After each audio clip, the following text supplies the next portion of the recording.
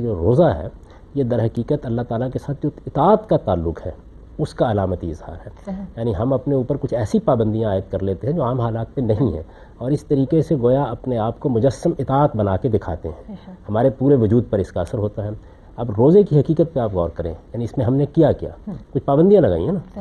یعنی ہم اب کھائیں گے نہیں، یہ خاص وقت سے خاص وقت تک پئیں گے نہیں، ازدواجی تعلقات قائم نہیں کریں گے، یہ پابندی ہم نے لگا لی، اس کا نام روزہ ہے. اسی پابندی میں تھوڑا سا اضافہ کر لیجئے، وہ یہ کہ ہم دنیا سے کٹ کر ایک گوشے میں بیٹھ جائیں گے، اور وہ گوشہ کسی مسجد یا معبد کا گوشہ ہوگا.